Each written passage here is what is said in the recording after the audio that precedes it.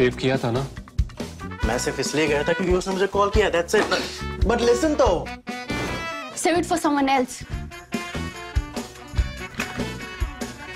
जिंदगी में सेव करना जरूरी है, मगर जब बात पैसों की हो सिर्फ सेविंग से काम नहीं चलेगा। इक्विटी म्यूचुअल फंड्स में इन्वेस्ट कीजिए और अपने सेविंग्स को आगे बढ़ने का मौका दीजिए। Mutual fund investments are subject to market risks. Read all scheme related documents carefully. Does the word bufflias ring a bell with you?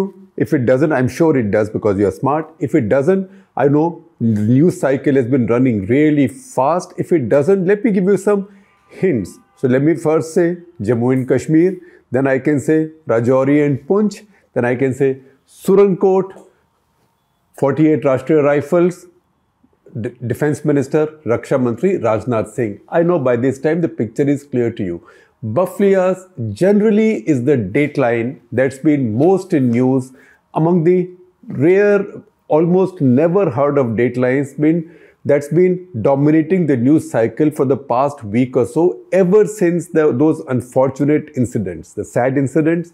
First of all, the ambush of a two-vehicle Indian Army convoy. You can call it a two-vehicle movement, a convoy, but two vehicles were ambushed by terrorists somewhere near there, just a couple of kilometers away from this small town in the Rajouri Poonch area of Jammu and Kashmir, of the Union Territory of Jammu and Kashmir. That convoy was ambushed, 4 soldiers were killed, at least 2 bodies were beheaded, decapitated and mutilated. It caused a great deal of anger. After that, the army, the same unit carried out investigations there and also picked up a lot of people. There were cases of torture and killing. So 3 civilians there died. 3 civilians there died, and the videos of how they were treated, including how they were being tortured, how chili powder was being thrown on their wounds and on their bare bodies, all of that became public. Those videos went viral, not just in India, Pakistan, or other parts of the region, but also globally. That became an embarrassment for sure, and that is something on which ThePrint also spoke editorially. You can see our 50-word edit on your screens. Now that happened. The interesting thing is, and the important thing is, and a good thing is, that in this case, Government of India actually acted with great degree of alacrity. They acted with alacrity. There was none of the usual defensiveness. Never mind some stuff on Twitter. I still can't get myself to call it X, right? In fact, people say X, earlier known as Twitter. I'd rather say Twitter, lately renamed as X. So as you would expect, some Twitter warriors came up and said, but what about this and what about this? The usual whataboutery started. It very soon also died out for the simple reason that you could see, and we can now say that it did not get any fuel from the establishment, from the government, because in this case, the response from the government was of a very different kind, qualitatively different, and I would say qualitatively enormously better, enormously good, in the sense that immediately an officer of the rank of brigadier, a sub-rank brigadier and sector commander in this case, he was removed and he was sent to attachment. It's not as if he was transferred. Attachment means he will now be sitting at the headquarters, probably corps headquarters, waiting or participating in the inquiries that go on. Police registered an FIR for murder of these 3 people. The army issued a formal statement saying that they will cooperate, and the brigadier sent to attachment, by the way, Brigadier Acharya, he also happens to be the brother of a very illustrious Indian soldier and war hero. His brother, Major Padmapani Acharya, you might remember, was the hero of the war in Kargil, the hero of Tololing, and was awarded a posthumous Mahavir Chakra. Government of India also made similar statements at every level, and not just that. On top of it, while the army commander, etc., all visited, another brigadier, sub-rank brigadier, visited the village, met the families of these victims, the center also moved in, and we saw Raksha Mantri Rajnath Singh not just going to Jammu or to Udhampur, but actually going right up to or going to Nagrota, the corps headquarters, but actually go up to Bufflias, the village, and meet the families of these villagers, these unfortunate villagers, and promised them justice.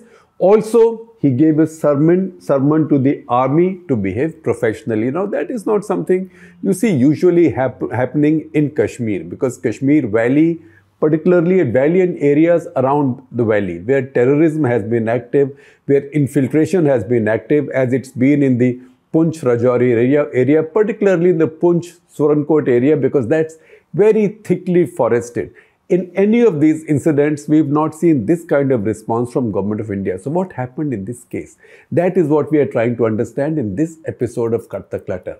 What's happened in this case is that this has really cut into Modi government's larger strategy for Jammu and Kashmir. Jammu and Kashmir is headed for elections now. There will be Lok Sabha elections, and then, as the Supreme Court has set the date of September 30, there will also be assembly elections. Whether a full statehood is declared by then or not, chances are it will be, although there are no guarantees. You can also hold elections in a union territory. You can constitute an assembly in a union territory also, but we are hoping that they will be statehood by then.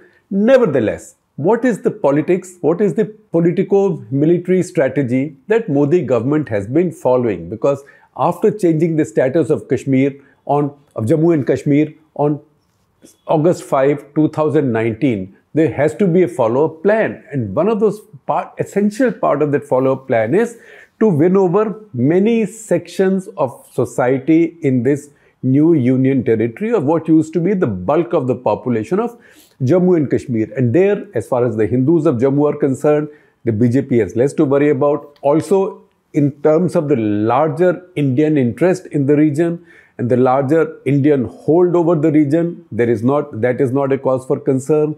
The concern, if at all, first of all, it came from the Muslim population, because the Pakistanis that's the reason the Pakistanis call Jammu and Kashmir unfinished business of partition, because they say this is a Muslim majority state, should have naturally come to Pakistan. That's why they call it the unfinished business of partition. The second important thing is that even among the Muslim population, the Muslims of the Kashmir Valley and the Muslims of, you can call them peripheral mountainous areas, or you can call it the mountainous districts, which includes, in terms of the population density, which includes significantly the districts of Rajouri and Poonch.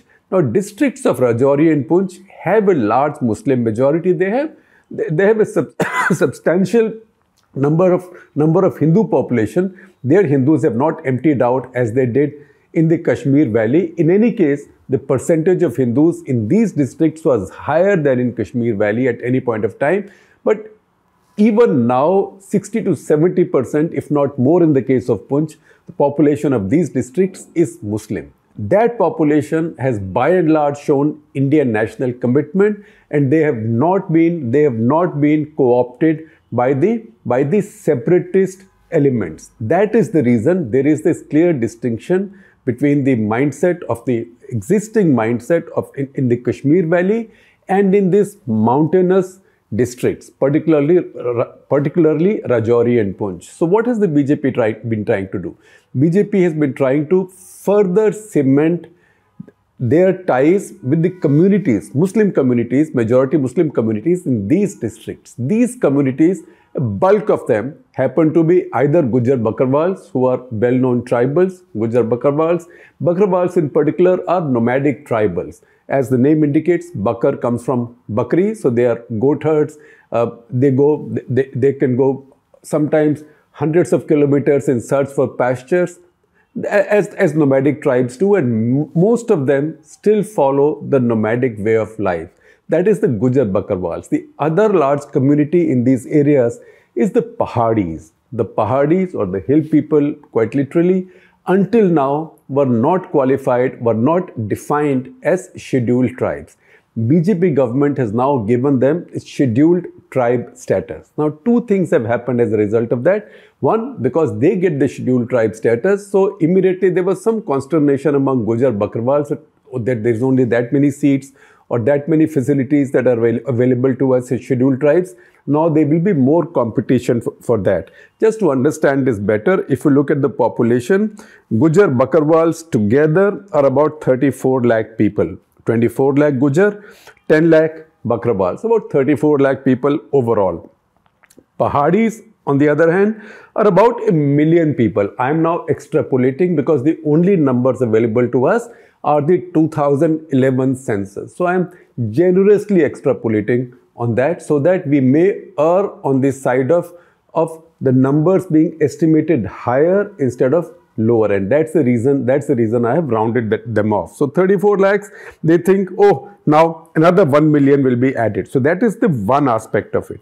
The other aspect is that so far Jammu and Kashmir Assembly did not have a reservation for scheduled tribes. So they felt underrepresented, or at least they've now been reminded that they felt unrepresented. So after the delimitation in the new 90-member assembly that will emerge after the delimitation, which has been done under Justice Ranjana Desai Prakash, under that, 9 of the 90, that is 10% of all seats in Jammu and Kashmir Assembly, will be reserved for scheduled tribes, and that is where these communities will benefit. That is the reason, because the BJP government has reached out so aggressively and so ambitiously to these communities. This initiative has been very, very critical for them in their own plans for Kashmir's future, for Jammu and Kashmir's future. And that's where this loss of goodwill with these populations, the army's response to this ambush, because after all the ambush was carried out either by Pakistanis or people who are aligned fully with the Pakistanis, trained by the Pakistanis, most likely by Pakistani infiltrators. Why punish the local population like this? Why punish any human beings like this? Why punish any fellow Indians like this? But in this case also, why punish people of the Gujar Bakarwal community like this? Because they, if anything, are quote unquote, I'm not sure that's the correct word to use or that's the ideal word to use. They are quote unquote, that's the reason I'm putting quote marks. They are quote unquote a loyal population. So why alienate a loyal population? Once again, to understand the strategic importance of this quote unquote loyal population, we again have to go back to geography. Geography and a little bit of history. The town of Baflias cannot be more than 10,000 people. Once again, 2011 census puts the number of people at Baflias only at 6,294. So maybe 10,000, maybe 11,000 in those parts, in remote mountains, that looks like a lot of people, right? The incident, this ambush took place about a couple of kilometers away from there. Again, a small little place called Dera Ki Gali. That's how places are named in the mountains. It's either Gali or Darra, like that. For example, the high pass on Pir Panjal range, the Pir Panjal Pass, that's also called Pir Ki Gali. That Pir Ki Gali, in fact, is a very famous and well-known tourist resort. It's also been famous since Mughal times, but I will talk about that. And the mention of that in Mughal times also brings me to the point of the Mughal road. Now, Baflias, that's the reason I said we have to understand the importance of what has happened and to understand the alacrity and the urgency and the almost the self-righteous anger with which the government has responded to this, which is atypical of any Indian government in response to any such incident in Kashmir. It is not the first such, but this kind of intense reaction. To understand that and to understand the strategic message there, we have to first get a sense of the geography and history as well. Baflias is like the mouth or the beginning of what used to be called, or what's been called for nearly 400 years, the Mughal road. Now, Mughal road is a path that Emperor Akbar, after Akbar conquered Kashmir, you know, the Mughal power was concentrated in Punjab, in Lahore. So Mughal power had 3 cities essentially, Delhi, Agra and Lahore. So after conquering Kashmir, he opened a route from Lahore, from Punjab, from the heart of his empire in the northwestern plains, to Kashmir, and that route was opened through Rajouri and Poonch, and then going over the Pir Panjal range, over the Pir Panjal Pass or Pir Ki Gali into Shopian, and that was the shortest route between the plains and Kashmir.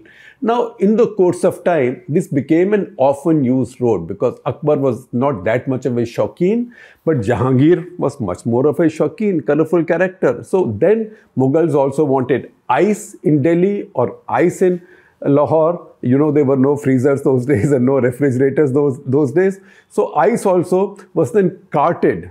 It was carted by horse cart and other such methods all the way from Kashmir into the plains.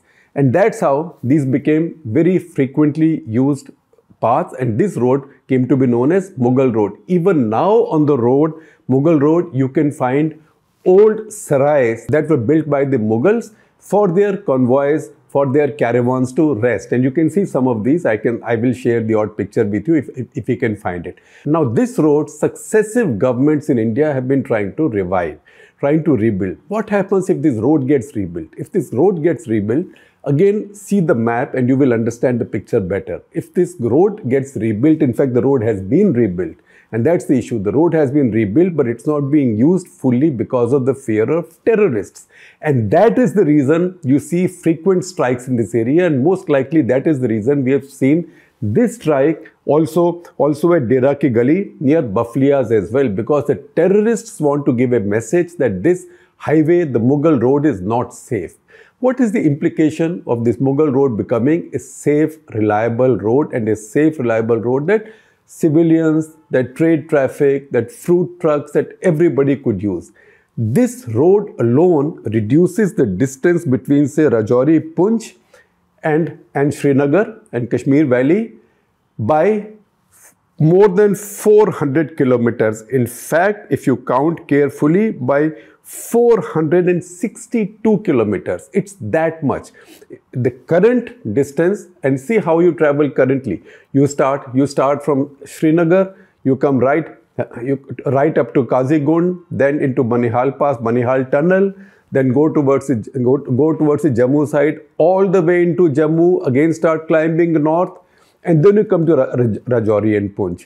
That's almost like, that is akin to taking a train ride, for example, from Kolkata into Tripura, right? I mean, that's a much longer route, but I'm just using that to explain to you that if you did that entirely through Indian territory, you will come to Siliguri, then you will go into Assam, then you will go all through Brahmaputra Valley, then come to Silchar, and then come all the way past Kachar and past all of Tripura into Agartala. If you could do it through Bangladesh, it'll be less than 1/4 or maybe even less of the distance. So that is the kind of distance, that is the kind of difference this makes. Today, you have to go around this. If this Mughal road is functional or is reliable, people can trust it, it can just go like this. So the difference is, on the one side is 588 kilometers. If you use the Mughal road, it's only 126 kilometers. It's dramatic. This is the road that Sheikh Abdullah in 1979 decided to revive. It was a good idea. He decided to revive it. Immediately, it got into resistance, because you know that forces on the other side did not want it. Forces on the other side also had their proxies on this side. So this stopped. This construction started again in the course of time. There were many plans made out in the course of time. The construction started in 2005, it stopped again, 2005 it came in, and then immediately at 2005, as the construction started, there was a judicial challenge. So a conservation trust went to Supreme Court, one saying that this is going to damage a lot of the heritage structures, and second also saying that snowfall comes here very soon, so this is not going to be very useful. Why are we sinking so much money into it? So what happened?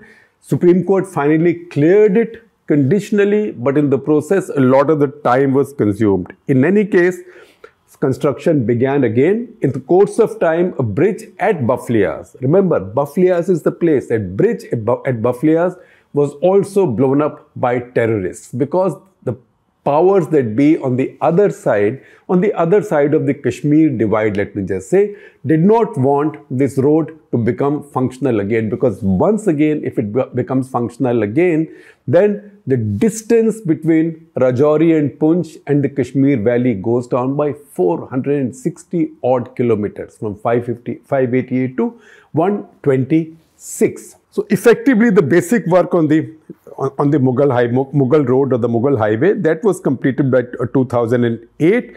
Again, it got delayed. The opening got delayed because of the Amarnath land row. So there was a big controversy in the valley over allocation of land for the Amarnath shrine. That led to the designation of Chief Minister, the Congress Chief Minister, Ghulam Nabi Azad. And remember, the Mughal road was a pet project. Most of the final work on the Mughal road was completed in his time. In 2009, nevertheless, in 2009, the road was opened ceremonially, at least for MLAs, officials, visiting press parties to see it, but it never really became commercially viable for the simple reason that it was seen to be too unsafe. Why was it seen to be unsafe? That's because terrorists were spread out in that area. It's once again understand the geography, and I will share with you the link of an earlier episode of Cut The Clutter I had done on this region. You will see that if you check out that link, you will see the geography of the region. The geography of the region is such that the area in control of Pakistan on the other side is more or less flat. It's more or less flat or sub-mountain. From there to the line of actual control, again, is flat or sub-mountain. It's forested, but flat, sub-mountain, you can cross it. Provided you are not caught, you can cross it. But if you can cross it, it's risky to cross it. But if you can cross it, then you can quickly get into the thickest forests of the Surankot Tehsil. There it's very difficult to find anybody. There are large patches of Surankot forests where no patrol from Indian Army has ever gone because they are just too thickly forested. That is where terrorists go and hide. And then they try to melt into Pir Panjal ranges, again totally uninhabited. It's very difficult to catch them. It's very difficult to find anybody who doesn't want to be found. And then they can follow the routes and passes and gullies generally along this old alignment of the Mughal road and come into the valley. So that's a favorite route of infiltration forever. But so while your ultimate aim may be to infiltrate into the valley, you can also cause chaos or keep insecurity along the Mughal road. And that's the reason the Mughal road has not been fully functional. Some odd trucks travel there or some escorted vehicles travel there. But in this case, by hitting two military vehicles like this, terrorists have given a message to everybody that, look, if military vehicles are not safe here, how can a convoy, say a convoy of fruit trucks, even if escorted by the armed forces, how can that be safe? So that is what the terrorists are trying to do. In case you are wondering where this strange sounding name comes from, Baflias, so the legend has it that this is named after Alexander's horse. It looks like Alexander fought many of his battles in the same general area, abutting river Jhelum, and it's somewhere here or not far away from here, that is horse, his legendary horse Bucephalus died, and a legend developed that the horse died near where this village is located, and the village was named after the horse Bucephalus, which over time also got corrupted or modified into Baflias. True or not, I don't know, but that's the legend. Now you would expect that terrorists and their controllers, handlers on the Pakistani side, they understand the Indian strategic interest in this road. More importantly now, anybody who knows a little bit of politics also knows what Modi government and what the BJP government, they are trying to do in Kashmir. Because what they are trying to also do is they are trying to redesign the politics or the political demography of Jammu and Kashmir, of the new state that will come into being, and that's been done through the delimitation exercise. So I told you that in the delimitation exercise, 10% seats are reserved now for scheduled tribes, which was not the case earlier. There were no seats reserved for scheduled tribes earlier. The other thing that's being done is that some constituencies are being redrawn. Among the key constituencies to be redrawn is Anantnag. So when you think of Anantnag, you think of Kashmir Valley, because Anantnag is the home of the Mufti family. Mufti Muhammad Saeed was MP from there. Last time in Lok Sabha election, Mehbooba Mufti contested from there. Although she lost, she was defeated by Justice Hasnain Masoodi of national conference. The important thing is that the voting percentage in Anantnag was just 8.76%. So these were constituency in which very little voting took place. The voting on the other side, for example, in the Jammu constituency, to which Rajouri and Poonch district belonged, also the Tehsil of Surankot, their voting percentages were like voting percentages anywhere in India. That is despite the fact that Rajouri and Poonch have a large Muslim majority, but these districts had 70% plus voting. Now, see this article that I am sharing with you by my old colleague Pranab Dal Samanta in the Economic Times. This highlights this particular point. In fact, even I got this wisdom after reading this article, that where the Mughal road begins, say from the northwestern side at Baflias, right? The tehsil there had a 77% voting rate. 77% people voted in the 2019 Lok Sabha election. Where the road ends after 84 kilometers, Mughal road is only 84 kilometers. Where the road ends in Shopian, that voting percentage came down to 3%. So this road also links the two political demographies, two completely distinct political demographies of Kashmir. One in the valley, the other in the mountains. In the new delimitation now, Anantnag constituency has lost most of the Shopian district. In fact, barring one subdivision, they've lost, that's Zanapura, they've lost all of the Shopian district. It's gone elsewhere. Whereas Anantnag, the new constituency, Lok Sabha constituency of Anantnag, now has Rajouri and Poonch. These have been taken out of the Jammu constituency, which means next time there is an election, Lok Sabha election, for Anantnag constituency, a large number of votes will come or voters will come from Rajouri and Poonch, which will have two impacts. One, the overall voting percentage in the seat will go up. Second, the presumption that only a valley politician will win this seat, Anantnag seat, that presumption will no longer be true. And besides this, and I am deliberately not listing it as a third possibility because there is speculation in this, the third thing would be that a lot of the voters in the valley might think that, look, I may decide not to go to vote, but if I don't go to vote and all these guys on the Rajouri Poonch side come in to vote, then their candidate will win. So it may give some impetus also to voters in the valley side of Anantnag, the new Anantnag constituency, also to vote. In any case, this is a very ambitious exercise in managing electoral demographics for the elections and through that managing and balancing Jammu and Kashmir's politics. Now, when you combine all of that and with that read the fact that one act of indiscretion or irresponsibility or alleged indiscretion or alleged irresponsibility by some units of the army, that it has alienated one set of Muslim population in Jammu and Kashmir Union Territory, then you can understand why the central government has acted with such alacrity and such firmness in this case.